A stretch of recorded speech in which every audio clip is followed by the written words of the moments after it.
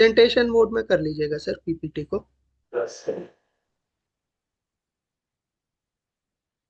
नीचे right corner में zoom slider के बगल में है। Fine. Does that come? Yes, sir. All right. Good morning, everyone. Let me extend a very warm welcome to each one of you joining us in this virtual meeting on new Super 301 tariff, which has been imposed by US on 24th of July 2026. You may recall that immediately taking over as the US president, Mr. Trump has launched his new reciprocal tariff investigation against around 60 countries on 13th of February 2025. And subsequently on the 2nd of April, on the Liberation Day, he imposed reciprocal tariff on 60 countries, including India, on which it imposed tariff of 26%. And it also put a reference tariff of 10% on all the countries. The reciprocal tariff was deferred, but on the 5th of April, he imposed a reference tariff of 10% on all the countries. Subsequently, on 1st of August, citing that India has not been able to conclude the BTA, US has imposed 25% tariff on India, and it has put additional tariff of 25% on 27th of August as India was importing Russian oil, and therefore the overall tariff on India was raised to 50%. Many of the US retailer and importer, they moved to the US court, and all the courts in the US struck down the reciprocal tariff, and the final nail in the coffin was by the Supreme Court of the US, which on 22nd of February said that US president is not having the authority to impose such sweeping tariff, and that too on an unlimited period. Immediately on the next day, US president invoked section 122, which allows US president to impose tariff up to 15% for a limited period of 150 days. US president imposed tariff of 10% on all the countries, and 150 days time limit lapsed on 24th of July 2026. During the meantime, the US invoked section 301, which authorizes the USTR to investigate act policies, practices of the foreign countries, and to see whether they are discriminatory or put unreasonable burden and restrict the US commerce. The USTR concluded that many of the countries' policies are subject to these kinds of discrimination, which authorizes the US government to impose additional tariff or take tariff remedial action. You may recall that US has invoked section 301 on the ground of access capacity, where it targeted 16 countries, including India. US view was that India has created access capacity, particularly in solar module, where the capacity is 3 times of its requirement, petrochemical, steel, and many other sectors. It was not just India, even China, Vietnam, Japan, South Korea, EU are also subject to this kind of access capacity investigation. Simultaneously, it also launched action against 60 countries on the ground that these countries have not put into place effective mechanism to restrict import of goods produced wholly or partially by the use of the forced labor. India, along with many countries, have been targeted under this. India's view was that we are signatory to the ILO convention. We are also signatory to the UN Convention on the Forced Labor, and therefore we have effective mechanism in place. Unfortunately, all those plea has not been accepted by the US. US has imposed a provisional tariff of 12.5% initially on the ground of forced labor.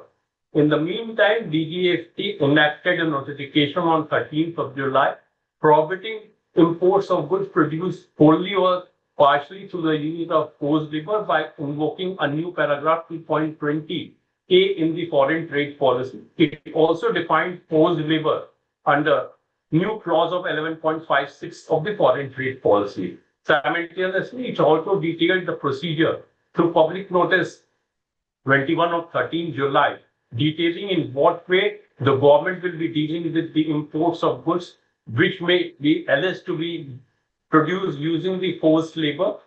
Fortunately for India, these kinds of imposition of new regulation has helped India to get a reduced tariff from 12.5% to 10%. This 10% tariff has been imposed on 50 countries. We all know that global trade is basically dependent on the competitive advantage. Therefore, it is extremely important for us to understand how this 10% tariff is panned out in the competition. So our objective is to tell you about the 10% tariff and what is the tariff which is on the competing country, in what way, in what sector India is likely to be impacted much, and in what sector India is not likely to be impacted much. Now, if you all know, we are calling it a Super 301, but that's a jargon which has been given by the journalists. It is basically a Section 301 action, as I detailed that under Section 301, USTR has the power to invoke these kinds of tariff. And this tariff is on the ground that there are not effective provision to enforce the imports of goods which is being produced or have been produced using forced labor, partially or wholly. This is a country-specific tariff, and therefore, any good which is originating from India is now subject to this 10% tariff. It doesn't mean that exporter of product has been found to be used with the forced labor. This tariff is in addition to the MFN tariff. Whatever be the MFN tariff, 10% is an additional tariff over and above that. It doesn't mean that we subscribe to the forced labor. This only says that we have an import control framework which is in place, but it is not effective to regulate import of goods using forced labor, maybe partially or maybe wholly. Now, if you look into the 60 economies which have been subjected to this tariff, India, along with, say, 16 other countries, 17 countries in all, is in the lowest tax bracket where we have been subject to 10% additional tariff. There are few countries who are under the capped duty group. For example, EU and Taiwan, they will have a complete tariff of 10%, which will be inclusive of MFN tariff. Similarly, Japan, South Korea, and Switzerland will have a total cap tariff of 12.5%, which will be inclusive of MFN tariff also. Which means that, let us say, on any product which EU is exporting, for example, apparel on that, which tariff is 16%. Since the cap itself is on 12.5%, no additional tariff will work on EU. Similarly, assuming that Taiwan is exporting footwear to US, and on the footwear, the MFN tariff is 14%. Since the cap itself is 12.5%, 10% on Taiwan, there will be no additional tariff on Taiwan. Similarly, Japan, South Korea, and Switzerland will have a cap tariff of 12.5%.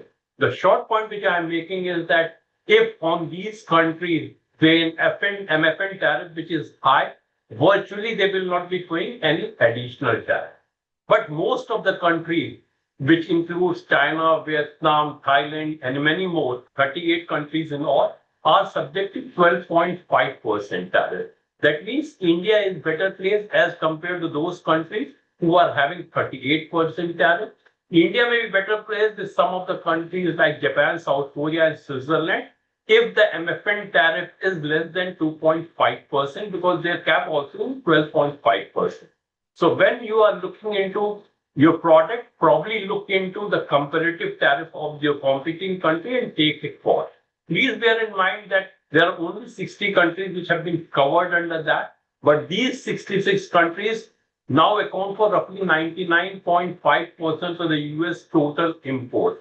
That means the balance 140 odd countries are not contributing to even 0.5% of the US imports.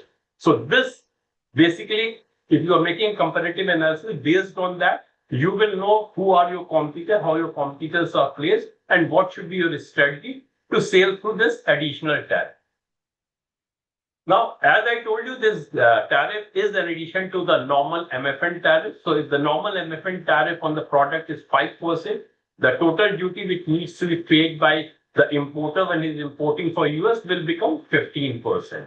So assuming he's importing a goods worth $100,000, 10% extra, an additional levy of $10,000 will be levied on the shipment if it is being imported from the US. We all know that duty payment is the responsibility of the importer unless it's a DDP shipment. Because if it's a DDP shipment, then the exporter undertakes the responsibility to pay the duty and deliver at the door of the buyer. But generally, this duty is to be paid by the importer, but importer may look into the price reduction. He may look into delaying the order or supply because he has to factor from where that 10% additional duty will be incorporated and absorbed. It all will depends on the Incoterms which you will be doing it. So please look into whether the Incoterms is DDP, because the Incoterms is DDP, the duty payment is your responsibility. This 10% additional duty has to be borne by you. But if it is any other term, it may be to be borne by the US importer. In what way he will be settling with you, whether he will bargain the price, whether he asks you that you reduce the price, unless he will go for the alternative supply, to what extent it will affect the demand, are some of the issues which needs to be deliberated and discussed. Now, this tariff has come into effect from 24th of July. There is a very small window which has been given for the goods under transit. So if the goods were under transit for the final leg of journey to the US by 23rd of July, and they are cleared before 28th of July, then they will not be subject to this additional 10% duty. That means if you have shipped the goods before 24th of July and goods are cleared before 28th of July, then only you will be exempted from duty, else 10% duty will be applicable. And for looking into the duty, I think it's a date of clearance will be very much important, and therefore, while for goods under transit, the date of BL may be relevant, but ultimately it will depend what is the final clearance date, and for that you have to contact your freight forwarder, your US importer, to understand on which day the goods have been cleared, and if they have been cleared after 24th of July in general, or if the goods were under transit, if they are cleared by 28th or before 28th of July, then only the duty will not be applicable. In all other way, the duty will be applicable on your shipment. It's very important that when we are looking into the tariff classification, we have to look into the US tariff. You know that globally, international custom is aligned only up to the 6th digit. So if we are looking for the tariff at the 6th digit, we are aligned with the rest of the world. But many countries, they have moved to 8 digit, 10 digit, and even up to 15 digit. EU today is now working on 15 to 16 digit. US generally is working on 8 to 10 digit. And therefore, it is not important what is the HS code of the product when we look into the 8-digit HS code. We have to look into the 8-digit or 10-digit HS code of the US. And please bear in mind the HS code at the 8-digit in India differs from 8-digit or 10-digit code from the US. And therefore, Indian HS code have no relevance when you are looking into the duty. You have to look into the duty at 8-digit and 10-digit in the US. If you want to see the duty corresponding HS code in US, you can come to the Indian Trade Portal. You can provide the 6-digit classification.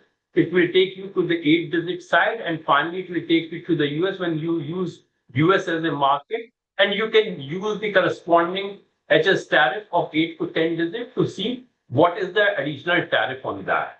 Similarly, it's very important that you go through the product description very closely. The slide description of the product may put the product under the exempt list. The slide description may bring it under the 10% additional duty also. So while general sector level conclusion are not sufficient, we say that India is subject to 10% duty. There are a number of products where the exemption may be there. There are a number of products where, because of the slight variance in the description, the 10% exemption may not be there. As you all know, that product is subject to Section 232 tariff, which includes steel, aluminum, automobile, and auto component. There, 10% duty has not been imposed. So, for example, on steel, assuming the 232 tariff is 50%, this 10% duty will not apply. Steel import from India in the US will continue to have the 50% tariff. Similarly, even automobile, the tariff is 25%. This 10% additional duty is not applicable. And automobile importers can import the product from India at 25% duty only.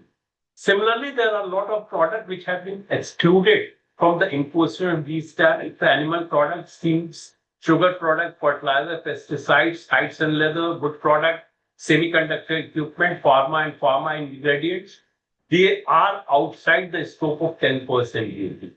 When we looked into the entire export of India to the US, we observed that 45% of India's export will not be impacted by this 10% duty, as it is covered either under Section 232 or they are under the exempted list.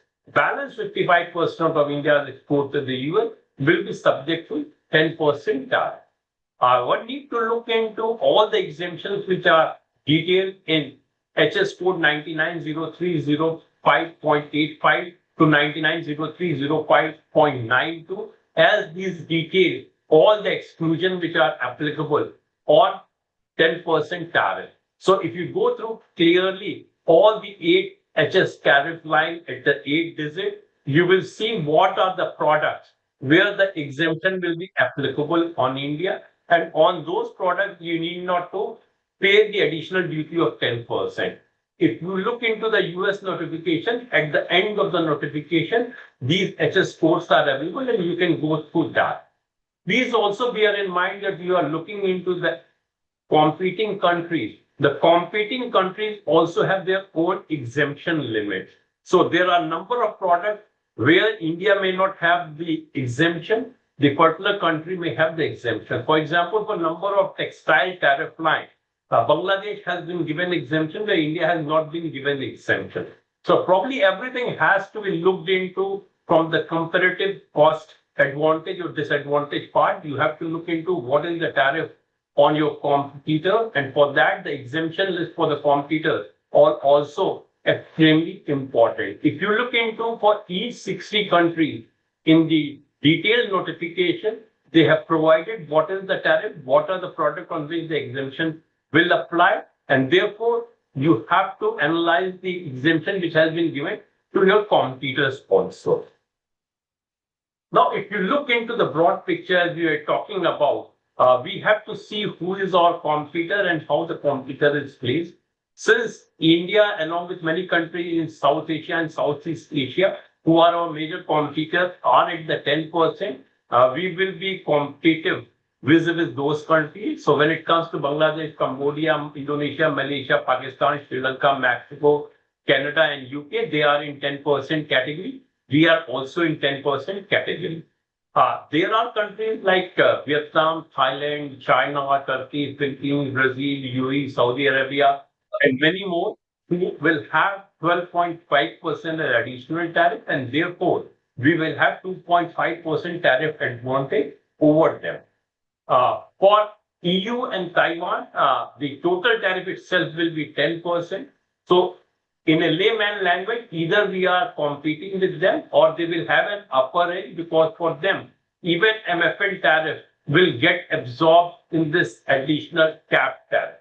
Similarly, for Japan, Korea, and Japan, Korea, and Switzerland, the total cap tariff will be 12.5%, which is inclusive of tariff. For example, if let us say on a product, the MFN tariff is 3%, product is being exported from Japan. So 3% plus 10% additional tariff will make it to 13%, but it will be capped at 12.5% only.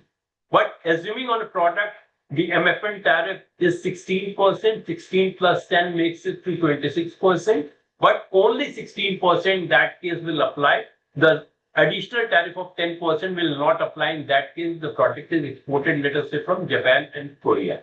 The short point which I'm making is that whether we are competing with Japan, Korea, and Switzerland will depend. If the MFN tariff is up to 2.5%, we may be competing with them, but if it is above 2.5%, probably they will have an edge over us. Now, if we look into the different sectors, how they will span in this competition, we are not having a disadvantage over South Asian competitor like Bangladesh, Sri Lanka, Indonesia, and others. But this also talks about the tariff rate quota for Bangladesh, Cambodia, Indonesia, and Malaysia. where for 3 years they will provide a tariff rate quota, allowing them import at a lower duty of certain quantity. How much will be the quota, what will be the tariff on it, will determine whether India will compete with them or they will have an edge over India.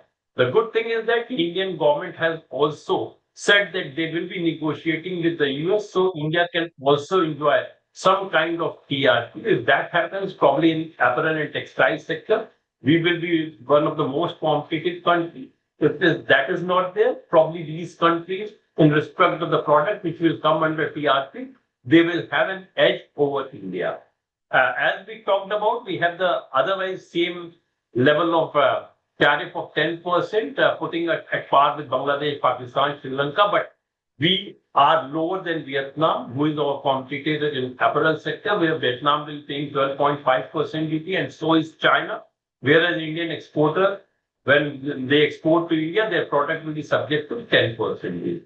And as I talked about, the risk is that Bangladesh, Cambodia, Indonesia may receive TRP. And in that scenario, if India is not receiving the TRP, which is not right in the part of the notification, though of course the government has said that they will be negotiating that.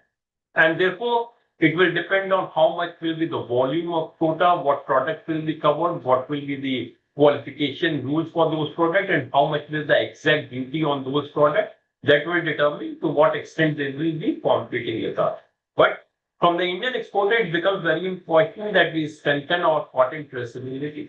One of the key issues is that US feels that cotton from China may come to some of these countries, and therefore traceability of cotton becomes extremely important.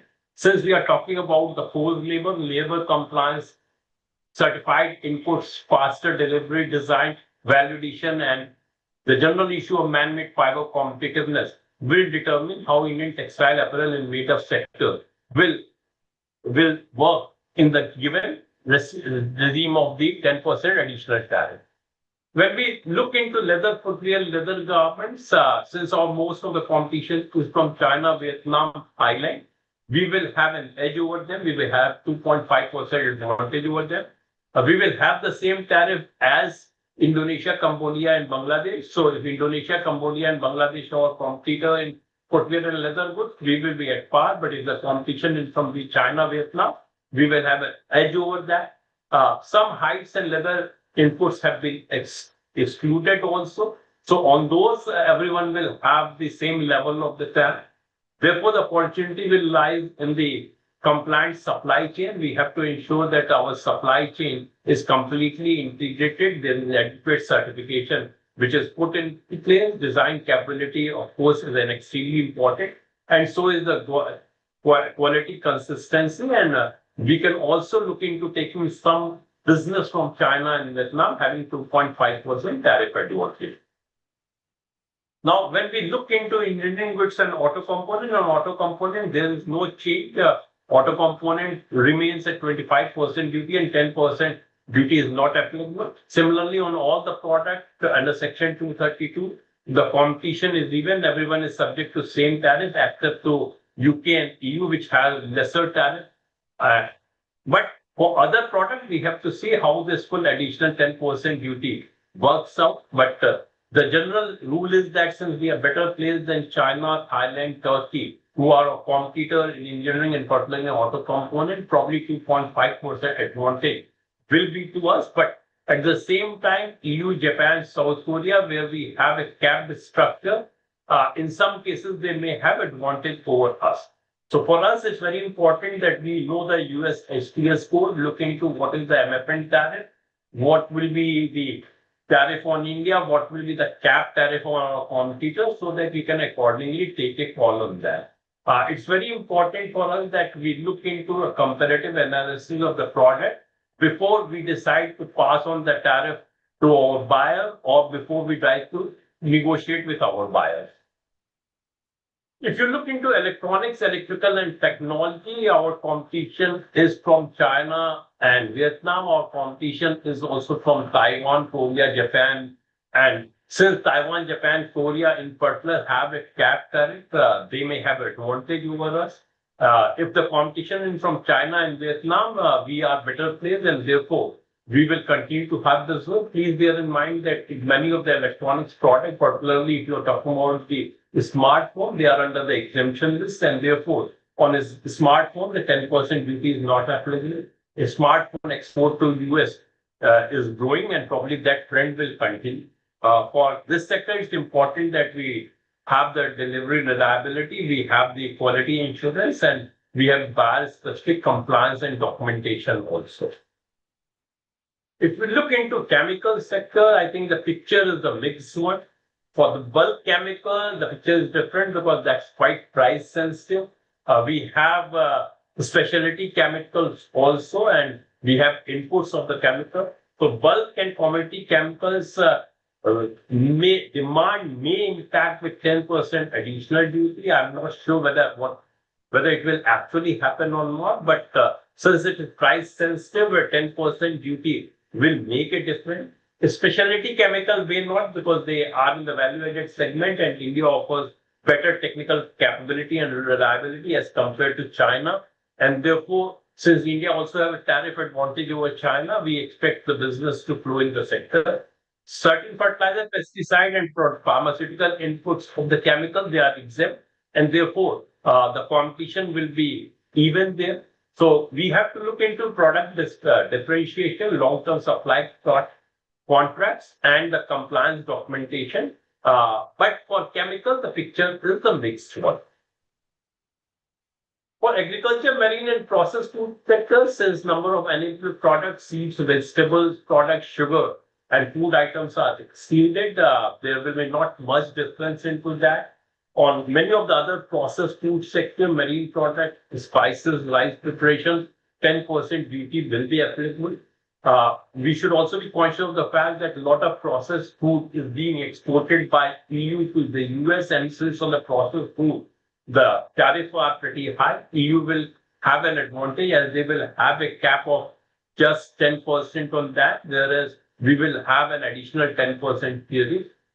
The general impression is that wherever the margins are low, the tariff of 10% will impact, but wherever you are in the niche segment of agricultural food processed product, that will not be much on you.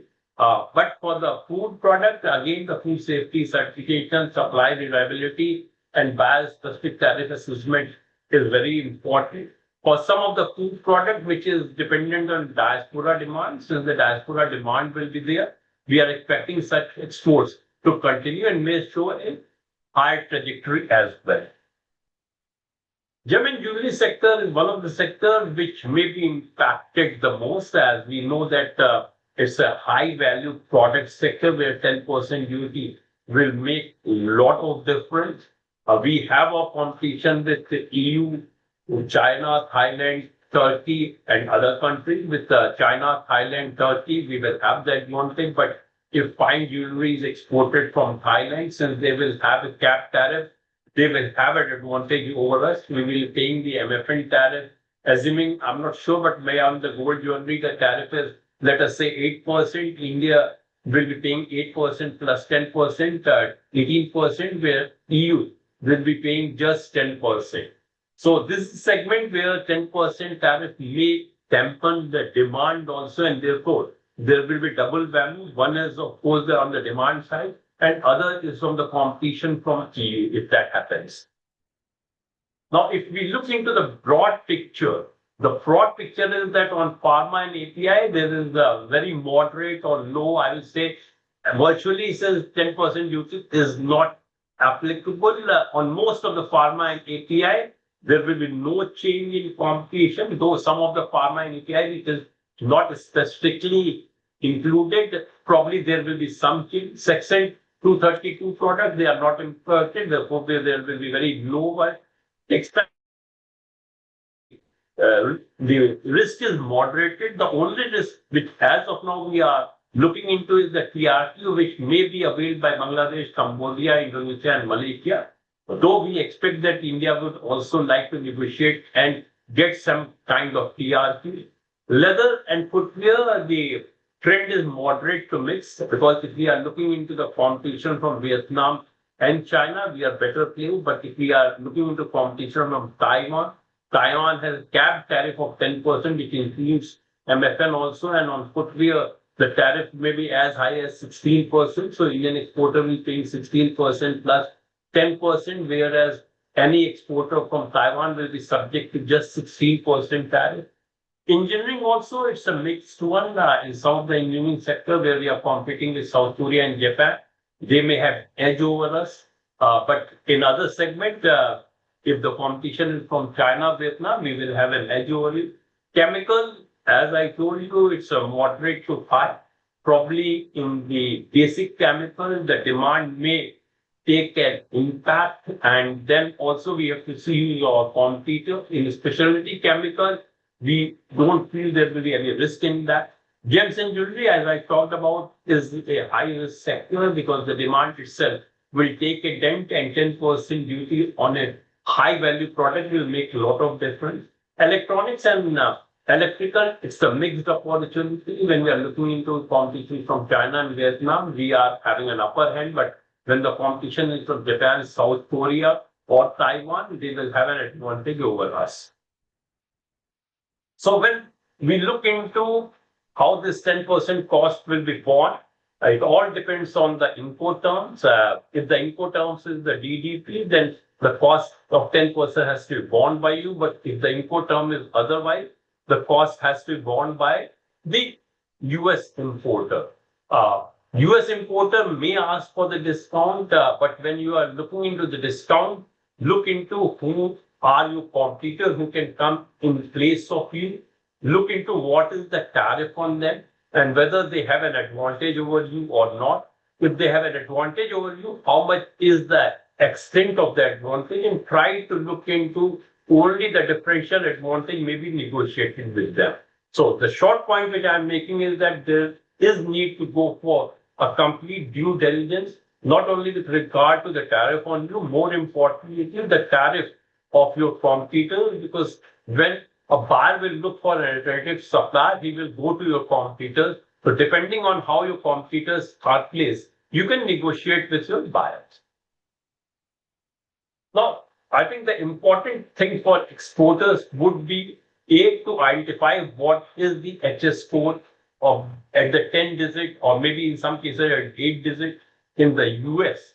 It's not important what is the HS code in India. As I told you, beyond 6-digit, we are not aligned. So what you are exporting from India at 8-digit may not be the 8-digit in the US, and therefore you need to get the verification of the 8-digit, either coming on the Indian trade portal, ascertaining yourself, or asking your importer or broker what exactly is the 10-digit in the US.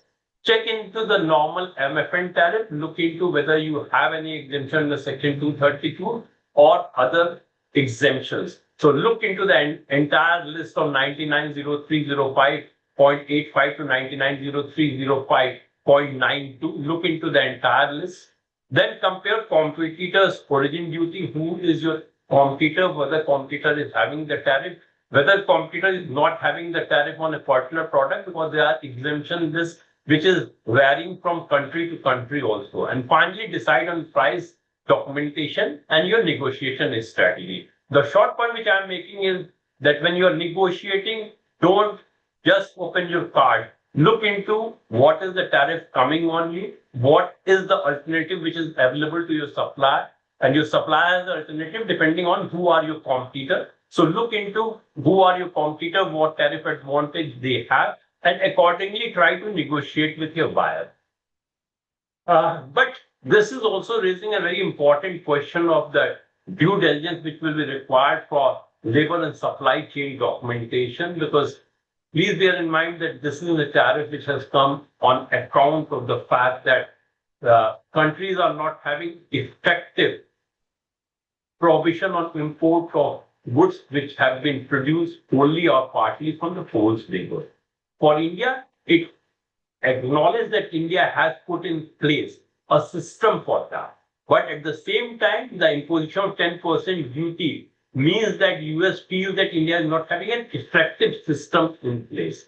So probably you need to look into in what way you can make the entire system effective at your end also. And therefore, you need to maintain the complete record of your employee wage record, proof of voluntary employment, age verification, not only for yourself, but even for contractors, subcontractor details and supplier description.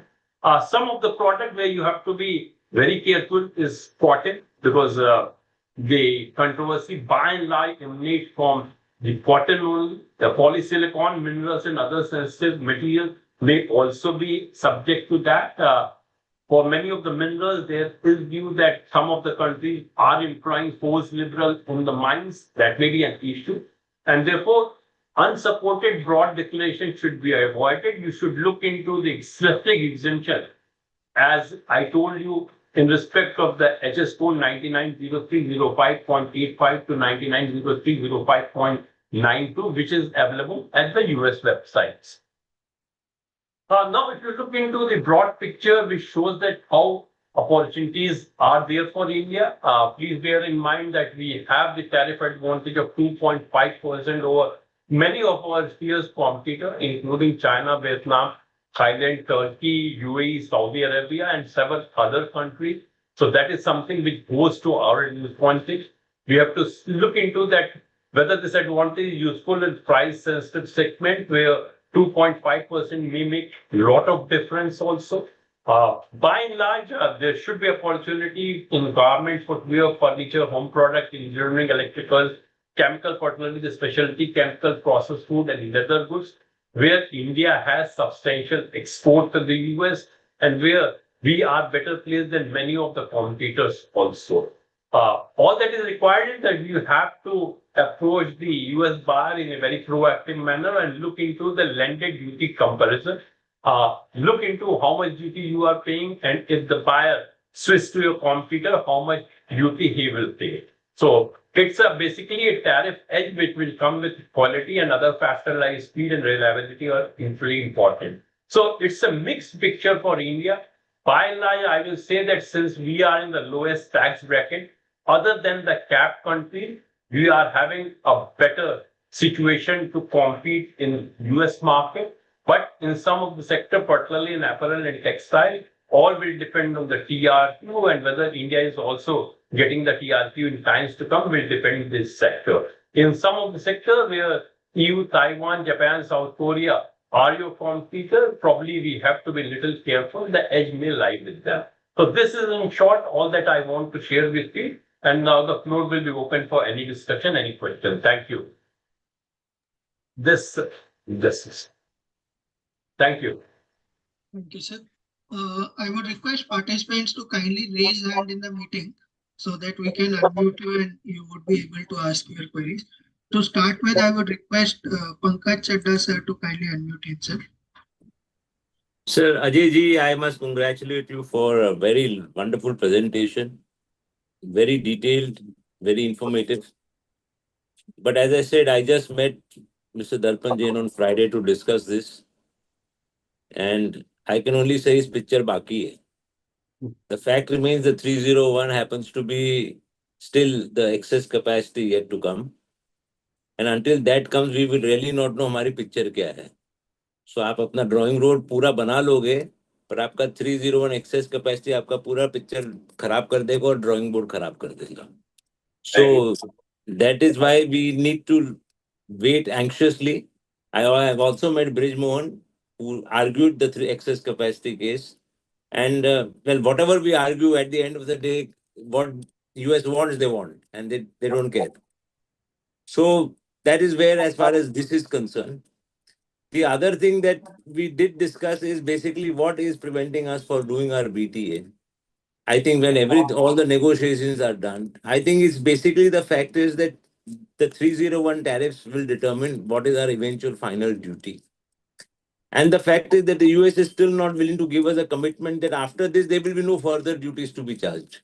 Because the US has a penchant to charge duties on whatever grounds whatsoever. And one of them, which is now specifically targeting India and 4 other countries, is the Lindsey Graham tariff, which is a 100% tariff. So that bill has also been introduced with the president's consent in the Senate. So if that is going to go past it and get passed in the House, then we are also looking at 100% tariff for specifically 5 countries. So I would say, let's look at the 301 tariff first, the excess capacity, and then let's take then we'll have a better idea where we are on far as 301 is concerned. By which time also, I hope that our negotiating team will have some idea of where US is on whether they are willing to at least give us an undertaking that there will be no further tariffs, not like abaya and then later on there's something for some weird reason which is not trade but totally politically sensitive and politically unconnected. Thank That's you, all sir. I have to say. I agree with you. If you are looking into medium to long term strategy, that what you said is an extremely important. But we are looking into what is the situation today because exporters have to call for the new orders, and therefore the limited idea was here to tell them in what way they can look into the comparison and accordingly negotiate with the buyer. I do agree with you.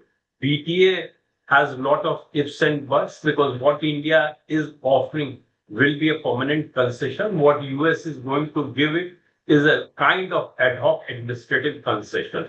So this is an extremely crucial call and negotiators have also a tough time.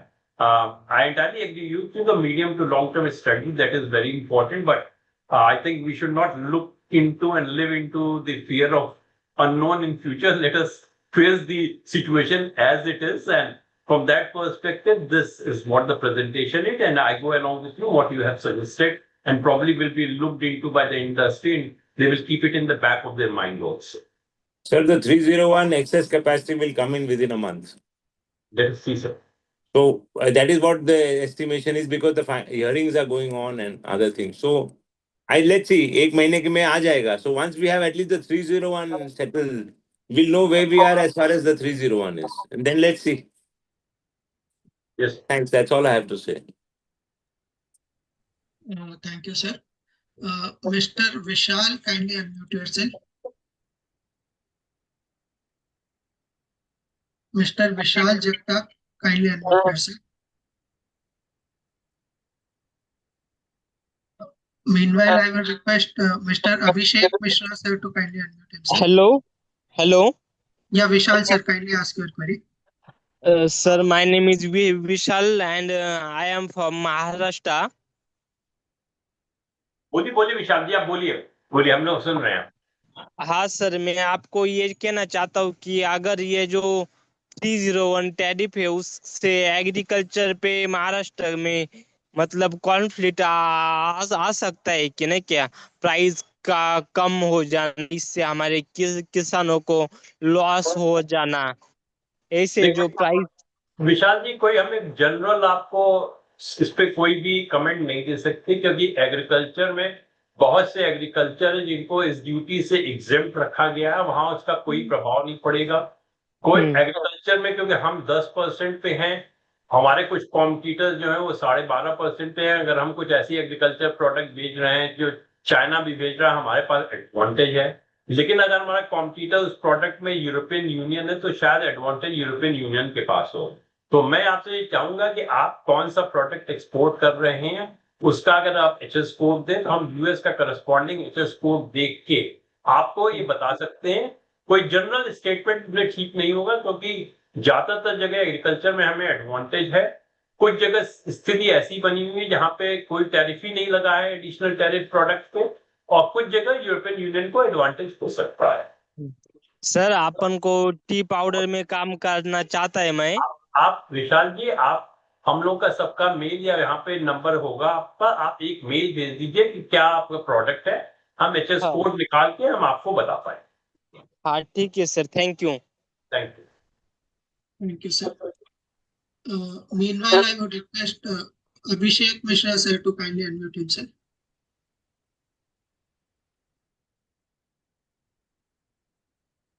Abhishek Mishra sir, we are unable to hear you.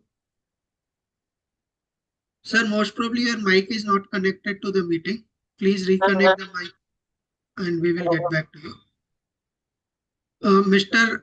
Kunal, kindly unmute yourself. Sir, मेरा question है कि furniture के ऊपर क्या impact हो सकता है इसमें. फर्नीचर के ऊपर बिल्कुल इम्पैक्ट हो सकता है, क्योंकि फर्नीचर के ऊपर जो ड्यूटी है वो ज्यादा ड्यूटी है। मैं देख रहा था फर्नीचर के ऊपर एमएफएन टैरिफ। सो ये 302 इम्पैक्ट होगा कि नहीं होगा, इसमें एड ऑन हो रहा है कि उसको एग्जेम्प्टेड किया हुआ है? फर्नीचर के ऊपर एड ऑन हो रहा है, और क्योंकि फर्नीचर में टैरिफ ज्यादा है इसलिए टेम्परेचर में थोड़ा इम्पैक्ट आ सकता है। आपको देखना होगा कि आपका कॉम्पिटिटर कौन है।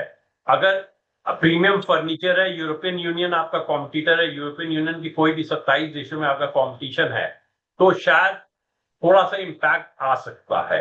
क्योंकि टैरिफ हाई, जहां भी टैरिफ हाई है वहां जो कंट्री जिनके ऊपर कैप लगा है उनको थोड़ा एडवांटेज मिलेगा एज कंपेयर टू इंडिया।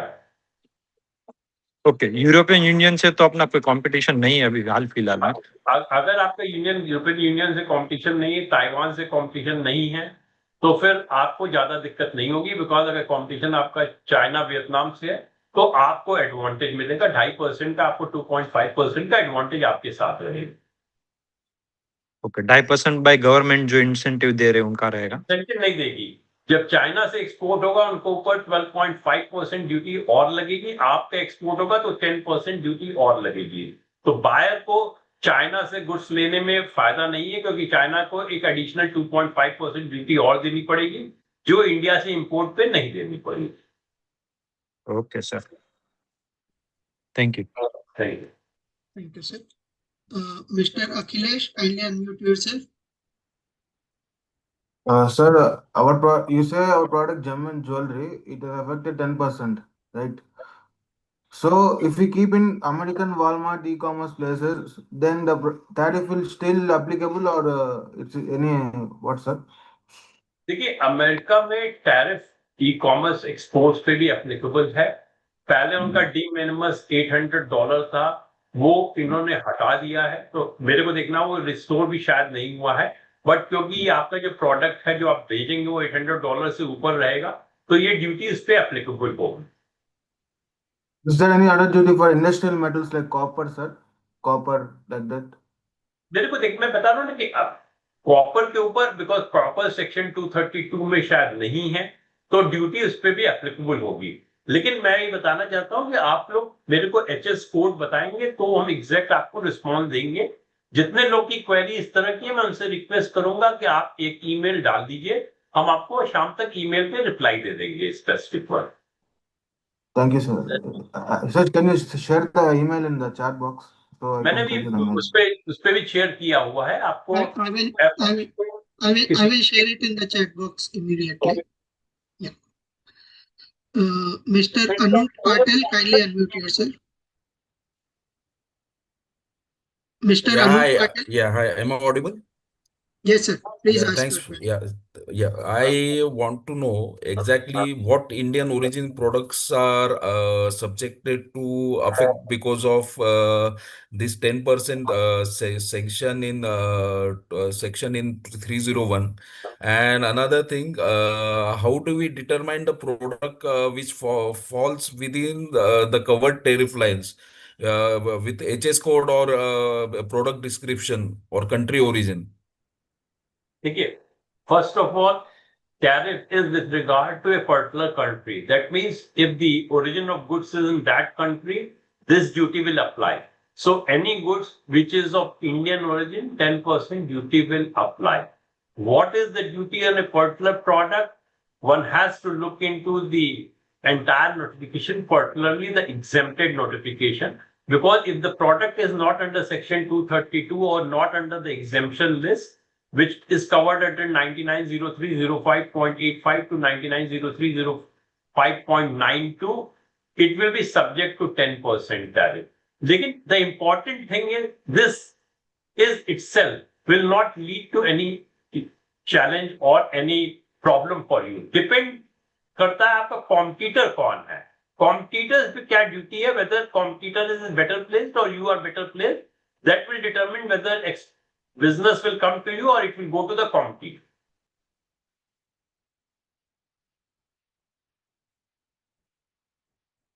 ये सनू पाटिल जी, और कोई क्वेश्चन है आपका?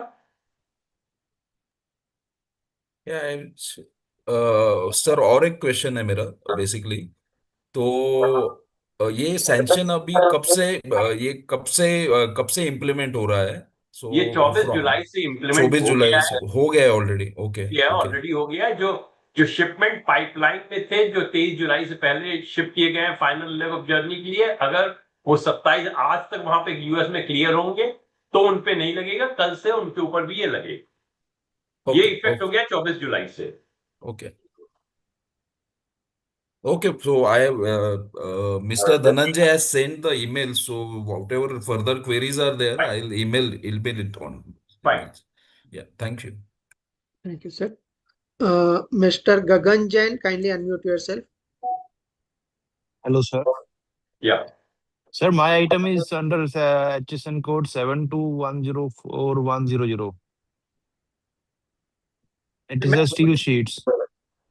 We are corrugating. Yeah, we are buying it from rolls, and we are then corrugating it, and we are cutting into. आपके ऊपर क्या नहीं थी? Sorry, अभी तक जो एक्सपोर्ट कर रहे थे यूएस में 50% ड्यूटी लग रही थी, क्या लग रही थी आपके ऊपर? 50% लग रही थी, हाँ, तो उस 50%. पे नहीं लगेगा। वो फिर जो जो सेक्शन 232 का प्रोडक्ट हो गया तो ये ड्यूटी नहीं लगेगी, आपका 50% ड्यूटी लगेगी। 50% तो ऑलरेडी लग रही है। बीच में इन्होंने अनाउंस किया था 25% का करेंगे, बट उसमें फिर भी कंसीडर नहीं हुआ था ये. अभी ये ड्यूटी जो भी सेक्शन 232 में प्रोडक्ट कवर है, जैसे स्टील कवर्ड है, उनके ऊपर ये 10% नहीं अप्लाई करते। ओके सर, मेरा एक और कंसर्न था. I don't know if it is feasible to talk at this point of time. जो ओशन फ्रेट्स हैं, मतलब हर महीने में लास्ट मंथ से इस महीने में डबल हो गया ऑलमोस्ट. वो हमारे सब मेंबर्स ने दिया है, we are also flagging, but freight ऐसा इशू है जिसके ऊपर बहुत मुश्किल है। It's a market driven. लोग कहते भले हो सकता है कार्टलाइजेशन, मैं डिनाई नहीं कर रहा हूं, लेकिन उसमें बहुत मुश्किल है इंटरवेंशन करके सेटल करना। बट मेंबर्स ने बोला हुआ है, उसमें एक बहुत बड़ा फैक्टर आ रहा है कि मदर वेसल्स नहीं ज्यादा कॉल कर रहे हैं। There are blank sailing of the mother vessels also, जिसको हम लोगों ने हाईएस्ट लेवल पे फ्लैग किया है, और उसके लिए हम लोग कुछ जरूर करना चाहेंगे। ऑफ कोर्स जो आपका फ्रेट का इशू है वो हमने फ्लैग उसको भी किया हुआ है, लेकिन हमारी ज्यादा जो प्रायोरिटी है वो मदर वेसल्स को इंडिया में लाने की है, क्योंकि अगर स्पेस होती जाएगी तो धीरे धीरे शायद फ्रेट पे भी उसका इम्पैक्ट आए। अभी क्योंकि स्पेस भी कम है, वो भी फ्रेट को पुश किए जा रहा है। सर, फ्रेट तो पुश हो रहा है. जो बुकिंग्स हमने ऑलरेडी शिपमेंट्स करी हैं वो डेढ़ महीने से तो 15 पोर्ट भी पड़े हैं. Mr. Jain, we know the problem, but this is not the platform on which we would like to Yeah, discuss. I do understand that, sir. This is mail. We are aware of this challenge. Thank you, sir. Thank you. Thank you, sir. Mr. Vishal, kindly unmute yourself. Hello Yes, sir. Please ask your query. Sir, मेरा question ये है कि जैसे मेरे high fashion garments है, तो उसके जो लेट्स से एग्जांपल उस पे अगर 10% ड्यूटी लग रही है, तो ये जो टैरिफ है ये 10% और एक्स्ट्रा लगेगा? हाँ, बिल्कुल। जैसे Okay. गारमेंट जनरली जो टैरिफ है that is ranging between 16% to 30%। तो मान लीजिए Yeah. आपकी गारमेंट पहले 16% ड्यूटी थी, तो 16 प्लस 26% हो जाएगी। 26%। ठीक है, thank you sir, thank you.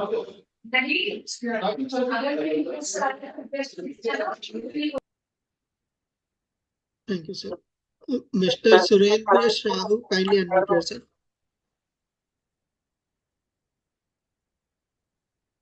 Mr. Surendra Sahu, kindly unmute yourself. Meanwhile, I would request Micah Exim to kindly unmute themselves. Morning sir, मैं सूरज बात कर रहा हूँ. हेलो. Yes sir, please. हाँ, मेरा सर ये क्वेश्चन था. जैसे हमारे मैक्सिमम जो शिपमेंट है डीएचएल और यूपीएस के थ्रू जाते हैं यूएस में डीडीपी बेसिस पे. अब जो हम लोग इंडिया में एक्सपोर्ट क्लियरेंस करवाते हैं उसमें कॉस्ट, इंश्योरेंस और फ्रेट होता है. उसके साथ में हमको उसमें ड्यूटी भी ऐड करना देते हैं. फॉर एग्जाम्पल जैसे 70 USD cost, insurance and freight है और 30 यूएसडी उसमें ड्यूटी है. तो जो एक्सपोर्ट क्लियरेंस के लिए हम इनवाइस बनाते हैं उसी इनवाइस पे यूएस में इंपोर्ट क्लियरेंस होता है, जिसपे हमको ड्यूटी पे ड्यूटी लग रही है. मतलब जो 30 यूएसडी है उस पे भी ड्यूटी लग रही है. तो इसे कैसे रिजॉल्व करेंगे? I understand. रिजॉल्व करेंगे. सर, नहीं, आप शिपिंग बिल में देते हैं वो, तो शिपिंग बिल क्यों जाता है आपके बायर के पास? नहीं, शिपिंग बिल नहीं सर, जैसे हाँ। इनवाइस बनती है, इनवाइस में हमने जो डीडीपी शिपमेंट किया वो टोटल 100 यूएसडी हम बायर से लेंगे, उसमें 30 यूएसडी डीडी। एक जीएसटी इनवॉइस बना के आप कस्टम्स को दीजिए और एक कमर्शियल इनवॉइस आप बायर को दीजिए, उसमें मत दिखाइए आप डीडीपी वाला। सर बायर का एक्चुअली इसमें कोई इन्वॉल्वमेंट नहीं है, हम डीडीपी जो डोर टू डोर डिलीवरी होती है, जो बायर है वो बिल्कुल इसमें इन्वॉल्व नहीं होना चाहता, वो चाहता है कि हमारी बस फैक्ट्री में माल आना चाहिए, वेयर हाउस में माल आना चाहिए, हमको क्लियरेंस दोनों तरफ हमको ही करवाना है। आप जब बायर, अगर आप सेपरेट ड्यूटी डिक्लेयर कर रहे हैं, यूएस में भी जो टैरिफ लग रहा है वो एफओबी बेसिस है या सीआईएफ बेसिस है? एज्यूमिंग सीआईएफ बेसिस है, तो अगर आपने ड्यूटी पेमेंट आपने अलग से किया है डीडीपी के लिए, तो वो कंपोनेंट नहीं आएगा उस पर ड्यूटी पेमेंट करने के लिए। ड्यूटी तो मेरे को शायद यूएस में एफओबी बेसिस है, सीआईएफ मालूम नहीं, बट सीआईएफ के बियॉन्ड किसी कंट्री में नहीं है। तो अगर सीआईएफ बेसिस पे भी ड्यूटी लगती है, आप अपना जो ड्यूटी पे कर रहे हैं, जो आप यहाँ 12%, उसको सेपरेटली डिक्लेयर कीजिए, उस पर ड्यूटी नहीं लगेगी। सर सेपरेट डिक्लेयर करने के बावजूद भी जितनी भी इनवाइसेस जाती है वो डीडीपी पे ही, वहाँ पे जैसे $100 का बना है तो उसी पे वो लोग ड्यूटी चार्ज कर रहे हैं, हम बाइफरकेट भी करते हैं उसको। आप बाइफरकेट कर दीजिए ना, आप क्यों नहीं बाइफरकेट करके बाइफरकेट देने कर? के बावजूद भी सर वहाँ पे उसी पे क्लियर होता है, टोटल इनवाइस वैल्यू पे ही वो लोग उसको नहीं नहीं, ये कुछ कंफ्यूजन है, ये नहीं हो सकता। जीडीपी, अगर जीडीपी पेमेंट है तो उस पर ड्यूटी नहीं लगेगी, उसमें ड्यूटी इंक्लूड हो गई, अलग से ड्यूटी क्यों आएगी? व्हेन इनको टर्म्स डीडीपी, इसका मतलब इसमें ड्यूटी इंक्लूडेड है, तो ड्यूटी इंक्लूडेड है तो अलग से क्यों ड्यूटी पड़ेगी? अब सपोज यदि हम लोग उसमें इनवाइस नहीं बनाते हैं, $100 का सपोज हमने एग्जांपल पेमेंट लिया, तो फिर शिपिंग बिल भी इधर क्लोज $100 पे ही करना पड़ेगा ना, रियलाइजेशन हमको पूरा दिखाना पड़ता है, शिपिंग बिल भी उतने डॉलर से ही आता है। आप प्लीज रियलाइजेशन आप पूरा दिखाएंगे, लेकिन आपको जो ड्रॉबैक है वो $100 पे नहीं मिलेगा। वो तो ड्रॉबैक एफओबी पे मिलेगा। आपको एफओबी वैल्यू पे मिलता है ना, ये आपको सेपरेट कंपोनेंट दिखाइए।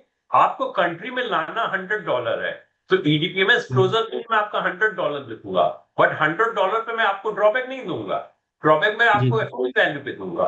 तो जो जनरल डिडक्शन होते हैं वैसे होते हैं इंडिया में, वैसे ही वहां पे यूएस में भी होंगे। इस मैटर में सर हमने डीएचएल और यूपीएस दोनों से डिस्कशन किया था, उन्होंने हमको एक इनवाइस का फॉर्मेट दिया कि आप इसको इस तरीके से इनवाइस बनाइए कि उसमें एफओबी का वैल्यू अलग दिखे और टोटल वैल्यू अलग दिखे, पर जितने भी बाद में जब हमारा ड्यूटी का इनवाइस आया तो उन्होंने ड्यूटी चार्ज पूरे अमाउंट पे ही किया यूएस में, एफओबी पे उन्होंने ड्यूटी चार्ज नहीं किया, जिससे ड्यूटी वो का ड्यूटी। आप प्लीज वो डॉक्यूमेंट दीजिए, डीएचएल से भी हम बात कर सकते हैं, बट ड्यूटी के ऊपर ड्यूटी कहीं नहीं लगती है। आपकी डॉक्यूमेंटेशन में प्रॉब्लम हो, क्योंकि अगर डीडीपी शिपमेंट है, उसमें वो आपने ड्यूटी का अलग से कंपोनेंट दे दिया है, तो कस्टम वो ड्यूटी को मैच कराएगा, वो एप्लीकेबल ड्यूटी से मैच करता है तो एडिशनल ड्यूटी नहीं लगेगी। अगर आपने एप्लीकेबल ड्यूटी से कम ड्यूटी डिक्लेयर किया है, तो वहां वो ड्यूटी मांग सकता है, additional duty.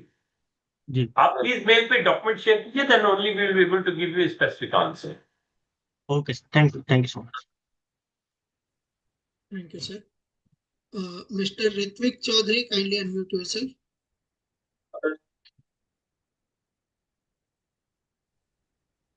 Yes, very good afternoon, sirs and Ajay sir, hi sir. Very good afternoon.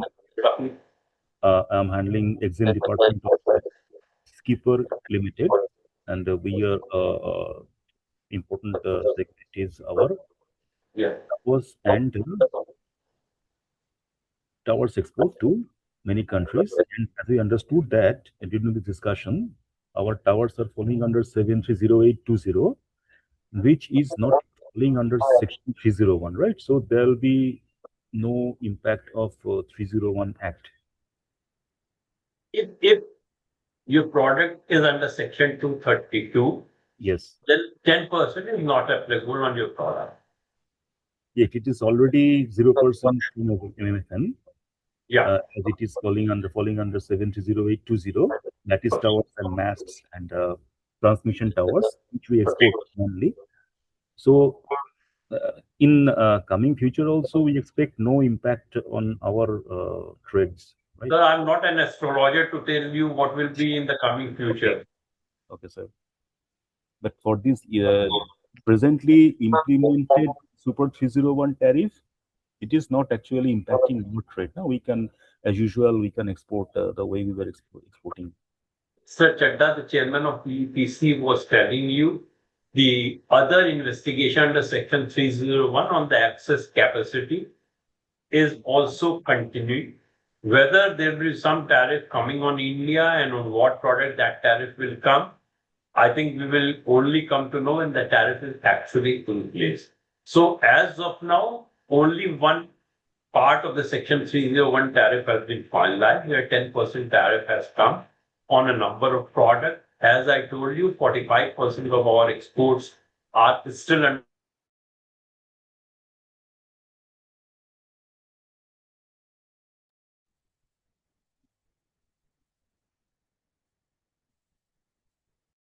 Sir, you're on mute. Can you unmute yourself? Sir, your voice is not coming. I'm sorry. I was telling you that as of now, 45% of our export is getting impacted with 10% of tariff. The 45% is exempted because they are either under Section 232 or in the exempted list. Balance 55% is impacted. There were two parts to Section 301 investigation. One was on the forced labor, which has been completed, where this 10% tariff is there. The other investigation on the ground of excess capacity is continuing, where India, along with 15 more countries, are party to that. How much will be tariff which will be imposed on what product the tariff will be imposed, what will be the exempted category, will come to know only when the notification is issued by the US. So as of now, it is wait and watch for us.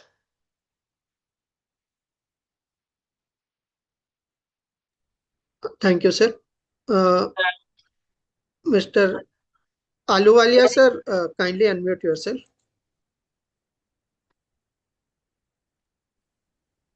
Sir, good afternoon. Good afternoon, sir. Good afternoon to everyone. Good afternoon, sir. Good afternoon, sir.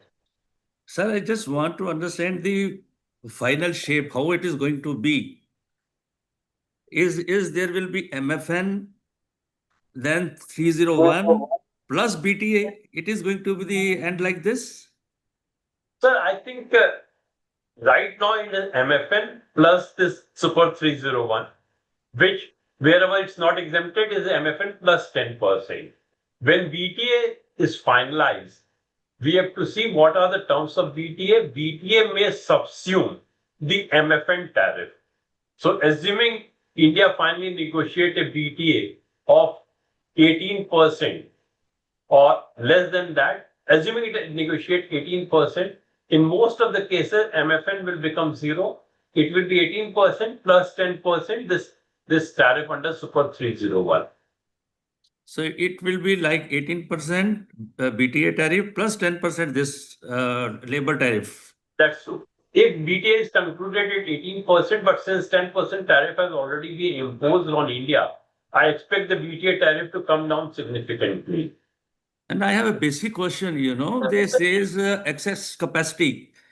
If you have the capacity only which can be consumed in your country, until you produce extra, you cannot export. So what is the excess capacity? If you don't have the excess capacity, you cannot export.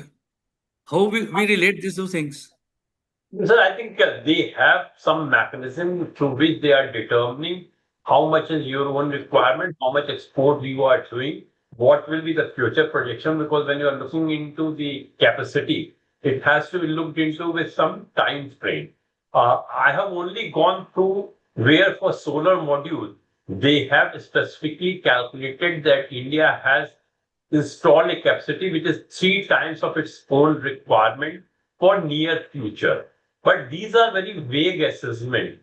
Let us say even for the forced labor, there is absolutely no ground on which India should have been subject to send 10% tariff, because we are not allowing any import of the forced labor product. There is already adequate law in place. There is change which has been brought by the VTFT on 13th of July. It is that has been placed. The short point is that US will continue to impose the tariff. One need to take the US authorities to court to get any relief, otherwise negotiation are not yielding much relief to the exempt community. Is the labor on contract hired on the contract basis?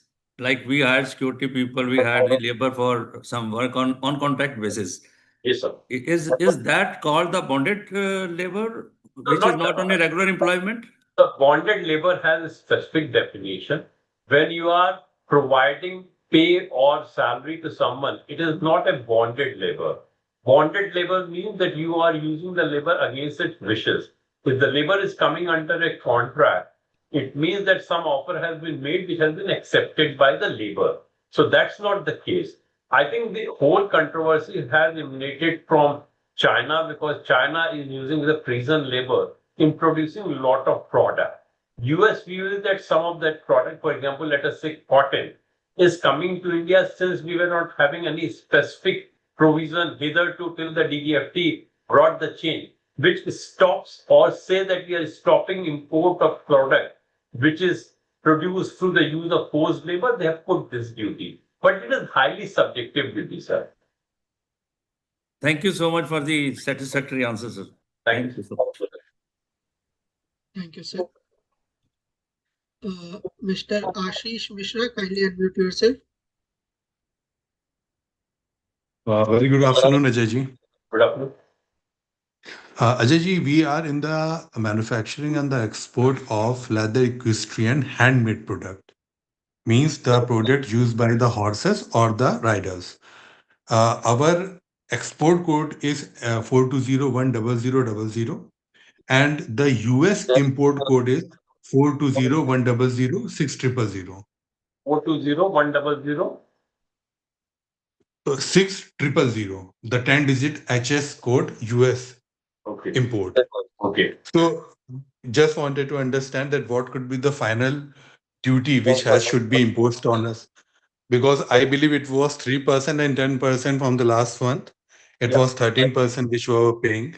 Yeah. And Because it should be 3 and 10 now also, because if there was 10% reciprocal tariff, that means it was not either under Section 232 or under the exempted category. And since the same treatment has flown into this Super 301 tariff, I feel that it should be 3% plus 10%. I will request that go to the Indian Trade Portal. We have already updated all the tariff. So go to the Indian portal, choose the tariff code at 6-digit level. It will take you to a place where you will get the tariff at 8-digit. Once you choose US as a market, it will give you the option of 10-digit tariff, and there you can see whether it is 3 plus 10 or 3%. I feel it should be 3 plus 10%, but you can check it, or if you want, after this meeting, we will send across the reply to you. okay, fair enough. Means that you are telling it might be the same one as per the 13%, or it could be 23%. But No, is not required to be not website. only 3 plus either 13, 3 plus most 10. probably it should be 3 plus 10.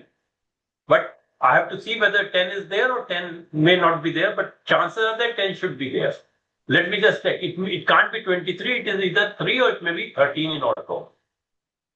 Okay, fair enough. Well, thank you. Sir, one more thing. As we are in the handmade product, for example, we are on the Amazon.com portal and they provided us the exemption. In the US, 3 territories, the US, Canada, and the Brazil, that we are not supposed to pay any type of your monthly subscription on this particular segment. As we declared as we are handmade, we made the handmade equestrian product. So is there is any provision over here that we can little edge wanted if we have this type of certificates or something like this that we can show along with our invoices to the US government or the importers over there that okay, this is the thing, this is the HSN code. Not sure in all likelihood, probably for the tariff, we are not having such kind of exemption. This may be a marketing policy of Amazon to support the export of the handmade product from India. But anyway, we will look into that aspect also. Well, thank you so much, Ajay, and it was a wonderful session. Please leave your email with us. Yes, certainly, I will, sir, today. Well, thank you so much, sir, for your kind assistance. Thank you, sir. Ms. Aarti, kindly unmute yourself. Hi, sir. Thank you so much for giving us time. I have a very quick query with you. Like, since we are an exporter of honey and cookies, we are 100% exporters. So I just wanted to ask, like, whether this tariff would be applicable on us or not. Honey, I think it probably should not, but again, I will not be able to give a specific answer. I have to look into the HS code. Cookies will be subject to 10% in all probability. But my request to all of you is that since the tariff has been updated on the Indian Trade Portal, you can go and verify yourself. If you encounter any problem, please send the mail or you can leave your mail after the meeting. I will ask my team to respond back to you after seeing the exact tariff. Thank you so much, sir. Thank you for addressing my query. Thank you. Thank you. Yeah. Thank you, sir. One last raise hand we have. I would request other participants if they have a query to quickly raise their hand. Meanwhile, I would request Monarch to kindly unmute themselves. Yes, good afternoon, Ajay sir. Sir, I am an exporter of stainless steel utensils and cutlery. Yeah. And previously the duty was around 55, 57%. Now the revised duty is around 25 plus 2% on stainless steel utensils. The HS code is 73239390. Okay. So sir, currently would we this 10% additional duty would be applied on our products as well? Well, I won't be able to give you answers specifically. My request will be please share the HS code. You were saying that it was 25%. I have to see whether the product was falling under section 232. If Yes. it was falling under section 232, then rest assured 10% is not applicable on you.